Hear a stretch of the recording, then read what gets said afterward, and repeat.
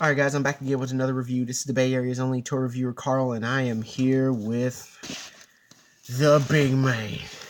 This is the Juggernaut. I'm sort of having a hard time trying to fit this guy all into the shot, but do a quick pan of him.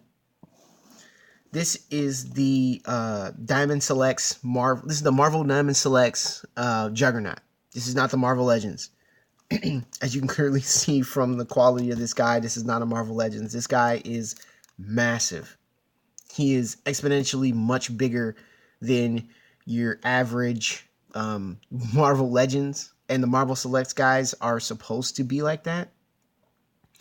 Or should I say the Marvel Selects guys? Yeah, the Marvel Selects guys are supposed to be like that, just because of they're supposed to be more detailed versions of characters that exist in the Marvel Legends line. And with this guy, I am absolutely impressed by just the sheer magnitude, scale, and detail of this guy. And I'm very happy that I picked him up, because this is a great, absolutely spectacular representation of the Juggernaut. That's not going to break your bank. You're not going to go broke buying this guy. I think I got this guy for like $25 at my local comic book shop. That's what I'm saying. He looks great, and he's not going to break your bank.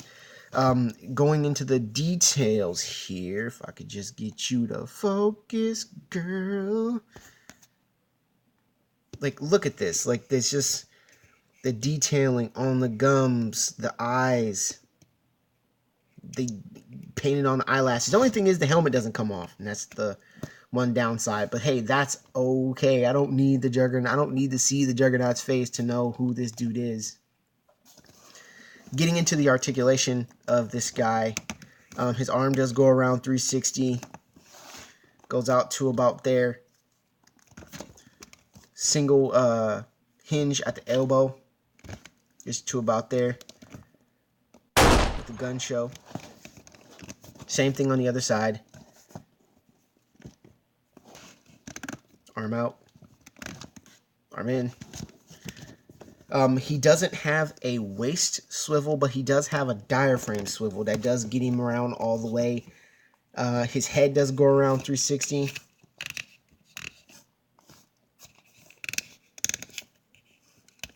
There you go. And then it gets a little bit dodgy when you get to his legs. Like, you look at his boots, and just aesthetically, he's fantastic. And I want to take a minute to talk about that after I talk about the articulation in his legs. His leg does bend back to a slight degree, but that's all it's going to get you.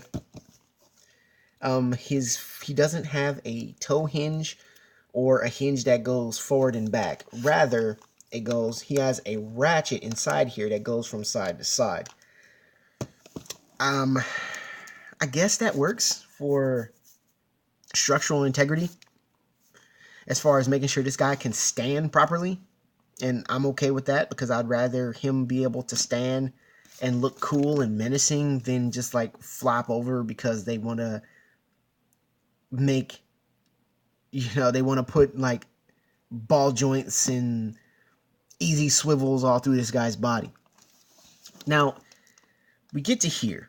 Not his crotch, his upper leg. His thighs, if you will. They don't move forward. Right? Like, they don't go, if I could just get this out of the way, get my hands out of the way. They don't go forward. Right? So, they're not ball pegs, but they're on, like, you can see inside there. Like, you can see inside there, right inside here, that the leg rotates around this sphere that's inside of his leg, but it's also connected to a hinge. So if you want his leg to go forward, you have to move it forward, then twist his leg around, like so, in order to get the articulation as if he's moving forward or taking a step or running. And then to adjust it back, you got to just do it like that and move it back, right? And that's the only thing that I don't really like about this figure. But I give it a pass because it's a Juggernaut. It's not Spider-Man. He's not going to be jumping all over the place, jumping off of walls and things like that. He doesn't need to be that flexible. He's the Juggernaut. And for whatever reason, I'm okay with that. There's a very minimalistic approach to his articulation, and that's fine. And the reason why that's fine is because this dude looks spectacular. I will be the first one to tell you I don't know anything about paint or the aesthetics of paint or what paint they use and what they didn't use. I'm not that guy. I'm not good at that sort of thing. But I will say that as far as like the detailing goes, he is a nice shade of like reddish brown, and you can see the contrast in his suit, which is very accurate to the comic book. He has just spectacular muscle definition and vascularity and jocularity. Just all of the muscles in his chest and in his back. Like, look at that. Look at that. That back. And just all of it. This looks like a powerful figure. And Juggernaut should look powerful. He shouldn't look flimsy or weak in any regard.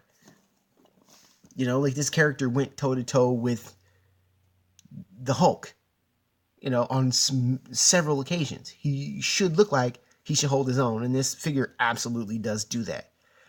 It looks great. If you are looking for a great representation as far as size and scale for a Juggernaut figure, then this is the one. The Marvel Selects, created by Diamond Toys, is the one that you want to have. But if you're looking for one for articulation, then I would recommend that you go after the Marvel Legends one, because you'll get a lot more range as far as articulation and photo opportunities. But this dude stands there and he looks menacing, and that he is very good.